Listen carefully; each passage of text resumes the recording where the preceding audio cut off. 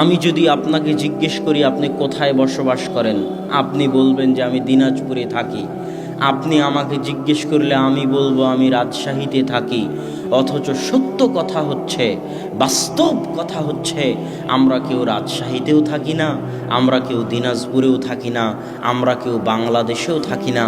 আমরা আল্লাহ সুবহানাহু তাআলা যে সময় সেট করে দিয়েছেন, মহাকাল, মহাসময়, এই মহাসময়ের একটা নির্দিষ্ট জায়গায় আমরা বসবাস করি।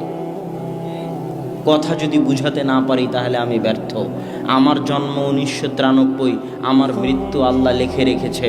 মানে 1993 থেকে আমার মৃত্যু পর্যন্ত যে সময়টা, এই সময়টার মধ্যে আমি বসবাস করি। এই সময়টার মধ্যে আমি চাইলে সৌদিতেও থাকতে পারি, আমি চাইলে বাংলাদেশেও থাকতে পারি, আমি চাইলে ভারতেও থাকতে পারি, কিন্তু আমার থাকার জায়গা এই সময়। যেই দিন আল্লাহ আমাকে দুনিয়াতে পাঠিয়েছে ওই দিন একটা টাইম মেশিন স্টার্ট হয়ে গেছে।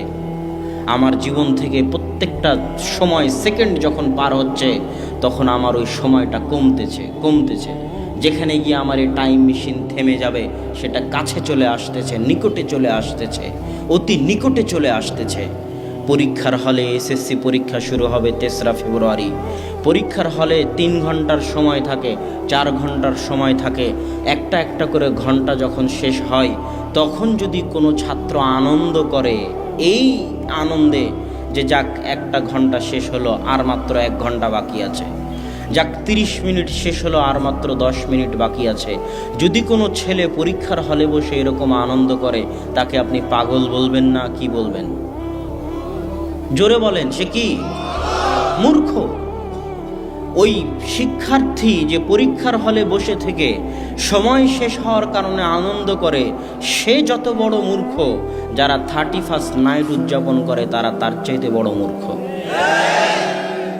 এই জন্যই তো আব্দুর রাজ্জাক বিন ইউসুফ বক্তব্যে বলেছে, তোমার অক্সফোর্ড বিশ্ববিদ্যালয় থেকে পাশ করে আসা পিএইচডি ডিগ্রিধারী প্রিন্সিপাল আর বিচারপতি আর শিক্ষামন্ত্রীকে যদি জাহেল প্রমাণ করতে না পারি তো জাতির সামনে বক্তব্য দিব না। এটাই বাস্তব। ইসলাম বিরোধী প্রত্যেক কাজই হচ্ছে মূর্খতা। পার্থক্য এতটুকু, চিন্তা করার শক্তি মানুষের নাই, বুঝার শক্তি মানুষের নাই। সে শিখেছে ঠিকই, কিন্তু আসল জিনিস এখনো শিখেনি, আসল জ্ঞান এখনো অর্জন করেনি।